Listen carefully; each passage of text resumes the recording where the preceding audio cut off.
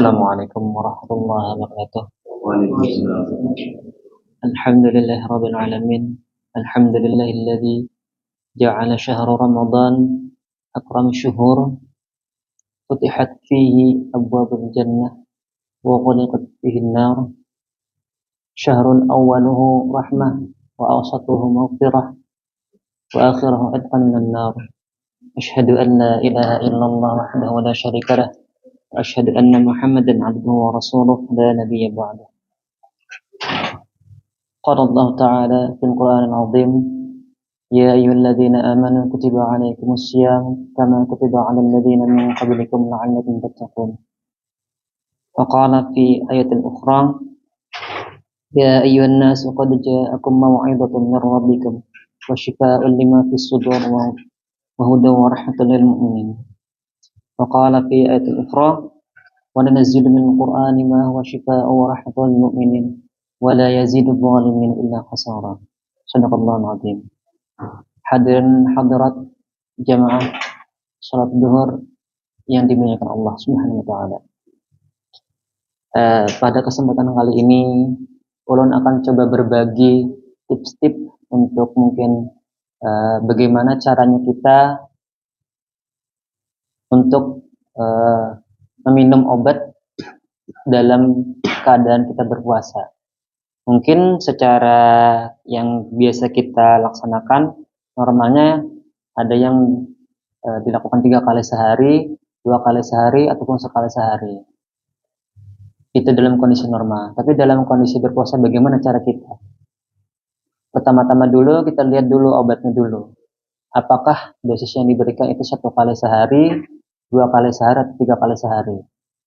Dan kalau bisa ditanyakan dengan dokternya, sekiranya kita berpuasa, apakah bisa diberikan alternatif obat tersebut yang memudahkan kita untuk meminumnya. Misalkan yang bisa 3 kali sehari, bisa kita berikan 2 kali sehari. Sekiranya dokternya bisa memberikan alternatif, itu boleh.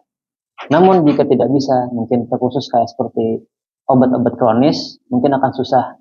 Jadi mau tidak mau kita harus menyesuaikan jadwal minum obat kita. Kenapa perlu disesuaikan jadwal minum obat ini? Karena sedikit kita merubah jadwal itu sendiri nanti akan berpengaruh kepada efek terapi obat. Kalau dalam bahasa farmasinya berpengaruh pada farmakologisnya. Jadi karena timing masing-masing obat itu, waktu paruhnya, waktu obat itu diabsorpsi, itu membutuhkan waktu atau jeda waktu. Nah, itulah yang memberikan efek obatnya. Pertama-tama dulu kita lihat dulu obatnya, misalkan itu diminum 1 kali sehari. Kalau 1 kali sehari itu bisa kita langsung atur, oh mau diminum saat berbuka atau saat sahur. Misalkan 2 kali sehari diminumnya, berarti kita bisa minum saat berbuka dan saat sahur. Bagaimana kalau dengan 3 kali sehari dan 4 kali sehari? Kita tinggal atur waktunya. 3 kali sehari dulu. 3 kali sehari kita bisa minum saat berbuka. Misalkan jam 7 atau jam 6 waktu kita. Kemudian atur lagi setelah malamnya. Jam 10 atau jam 11 malam. Itu yang 3 kali sehari. Yang terakhir saat sahur. Itu yang 3 kali sehari. Kalau 4 kali sehari bagaimana? 4 kali sehari bisa kita atur berbuka jam 7 malam atau jam 6 sore. Jam 10 malam. Kemudian jam 1 malam, dan baru yang sahur jam 4 subuh. Nah, itu 4 kali sehari. Tapi biasanya diatur, insya Allah kalau misalkan pasiennya berpuasa, dokter akan memberikan alternatif lah dengan cara obat-obat yang diberikan itu. Untuk itu, biar Bapak Ibu kadang alih bisa nanti dikonsultasikan dengan dokternya atau apotekernya langsung saat mendapatkan obat untuk di rawat jalan atau mungkin di ruangan. Kalau kita yang di rumah sakit bisa aja langsung diatur oleh perawat masing-masing juga. Nah itu. Terus bagaimana cara minumnya yang sebelum dan sesudah makan? Kalau sudah makan pasti sudah makan besar. Kalau sebelum makan bagaimana? Kalau yang sebelum makan kita dianjurkan untuk meminumnya 30 menit sebelum makan. Artinya makan besar. Misalkan kita saat berpuasa habis berbuka makan kurma, minum dulu, jeda 30 menit dulu, baru kita makan besar. Nah, selama 30 menit kita bisa isi sholat dulu, baru makan. Nah, kalau sesudah itu, yang sudah makan sama 30 menit setelah itu. Jadi itu cara tentang minum obatnya.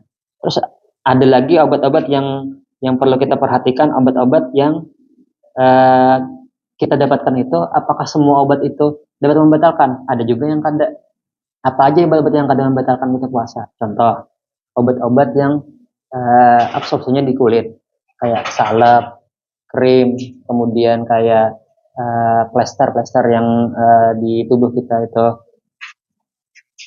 Selain obat itu ada lagi yang diinjeksi, injeksi intravena, injeksi melalui otot, ataupun injeksi yang diberikan bawah kulit, kecuali makanan yang diberikan secara intravena.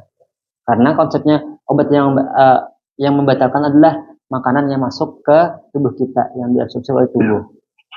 Selain obat yang membatalkan ini tadi, ada juga obat-obat yang dimasukkan di bawah lidah, atau yang namanya sublingual. Itu tidak membatalkan, karena cukup di bawah lidah saja. Kemudian kayak pemberian gas oksigen dan anestesi, itu juga tidak membatalkan sebetulnya. Jadi aman kalau misalkan kita berikan pasiennya di oksigen, pasien berpuasa, atau kayak di asap itu, misalkan ada asma atau di asap, insya Allah itu akan membatalkan. Selain itu, obat-obatnya ada obat tetes mata, obat tetes telinga, itu kadang membatalkan juga. Obat-obat kumur sejauh obatnya itu kada kita telan. Jadi hati-hati dan kumur-kumur, obat yang kita kumur-kumur.